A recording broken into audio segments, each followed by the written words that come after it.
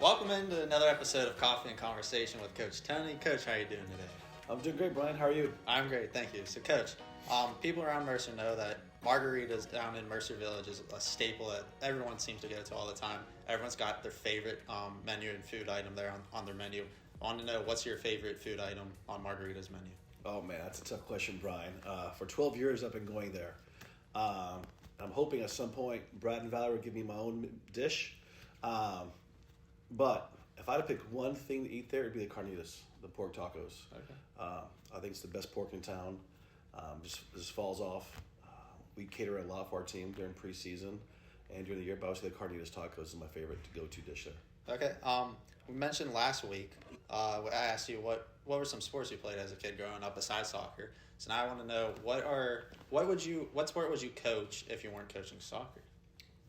Good question. I would say most likely basketball. Okay. I think it's similar to soccer with the tactics. It's an indoor sport, which would be great. Back in the day, you dressed up. I like to dress up in nice suits, like Harvey Specter. Make good money, hopefully, if I made the Power Fives. And I enjoy the atmosphere, the element of the game. That's probably the closest sport to soccer, so I would say basketball coach. Would you get dressed up? Because nowadays it seems now coaches just want to wear like polos. No, I'd be the one outcast right now in 2024, 23, wearing my suit, looking good. That would be part of the deal. It's your Sunday's best. Speaking of outfits, it seems like you got a go-to game day outfit. You want to kind of talk about that and tell the people a little bit about what you like to wear during game days? Yeah, so this year my go-to outfit are some Lululemon joggers, khaki, with predominantly either gray or a white top. But I'm waiting for the weather to cool down. I'll have a surprise when it gets a little bit cooler for a different top. Okay, so people got to stay tuned for games in the fall. Hopefully November you'll see it. Okay. So Coach Jada and Larkin Thomason have been named Offensive Player of the Week in the SoCon the last 3 weeks now. Can you just talk a little bit about what they bring to your team offensively? And they're first and second in the conference in goals. Both younger players, one a freshman, one a sophomore. Just what do they bring to your team here offensively? Well, obviously for anyone, they'll say goals. Haven't scored so many goals this point of the season. But they bring a sense of, I think, fear into opposing teams, knowing they can score at any moment, as Jada has done and Larkin have done in the course of the past 4 or 5 games. They're dangerous, they're athletic, they're strong, a little different type of players. Larkin could be a post-up, target forward if you want her to be, but she's also very combative and aggressive up top.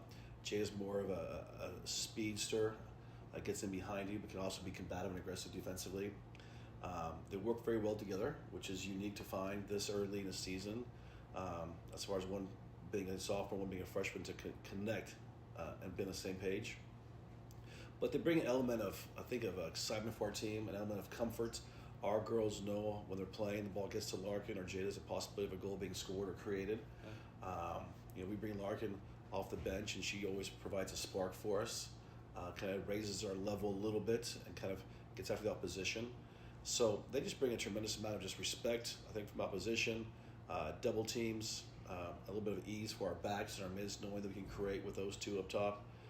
So we're just excited what the future holds for us these last 7 games. With Larkin coming in as a freshman, does she look at all at what Jada did last year and kind of take some things from her game and see what Jada did last year and say, like, hey, I can do this as a freshman as well, because Jada was freshman of the year last year. But do you think Larkin kind of took some things from Jada and what she saw from her last year? I think so. I think she has, and we talked to her at the beginning of the year that she has potential to be that kind of caliber of player as a freshman. And as the season was going and she was scoring goals, we talked to her in the offices and said, listen, you are playing well enough to start, but we like the role you bring to our team, coming off the bench, giving us a spark, pushing us above the hump in that middle part of the first half into the second half. And she liked that as well. And like Jada, she says she's watching the game, she's studying the opposition, the defensive tendencies, comes in and sees things, do things with a fresh mindset. So I think she has learned from Jada. I think she's grown, and now that it's a two-headed monster where one scores, the other wants to score to catch up. So I like the competition amongst the two girls. I'm hoping a third player can get in the mix and get to 4 or 5 goals and kind of push them even further. But it's a great two-man race right now. 2 home games coming up this week on Thursday and Sunday. It's Alumni Weekend as well. Can you just talk a little bit about what all that entails, and then what it's like to have former players come back and kind of reconnect with them, and then get to see their former teammates as well? Yeah, I mean, first we have Walford at home.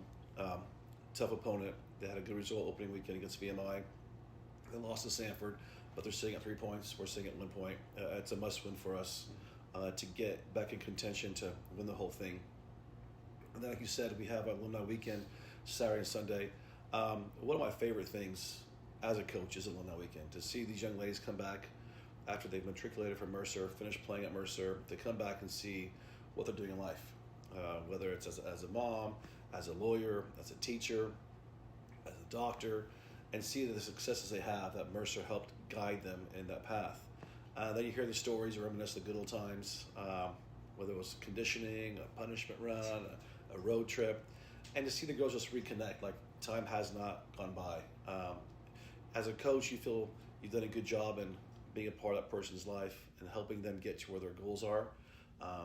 And as teachers and educators, I feel that's a great satisfaction to that we had a hand in that. Yeah. And then to see them come back and be happy. That means we had a good culture, a good team chemistry. They enjoy their time at Mercer. And sometimes, winning and losing is secondary to relationships these girls foster. And to be a part of that, and for them especially, to come back and give back the program and watch the girls play and to cheer us on, it's very satisfying. And I hope the girls who are currently playing watch this, embrace it, and want to do the same thing in 2, 3, 4, 5 years down the road.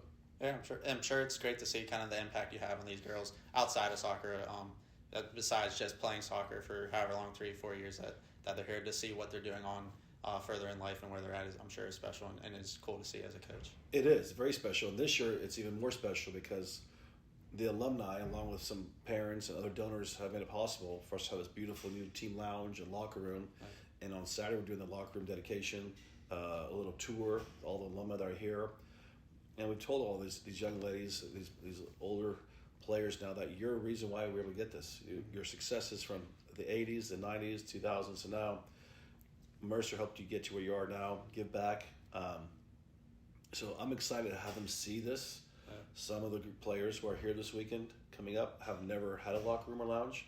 Some that were here, remember the old metal ones? Yeah. The linoleum floor. Now they're walking in this beautiful new area. And hopefully be excited for the girls and see how their contributions have helped this group, this generation, have an even better experience than they had. And that's the whole point of an alumni, is to give back more to your program and see the future teams get more and more to help them be successful on the field and off the field. Coach, we appreciate your time and best of luck this week. Thank you, and go Bears. This is special.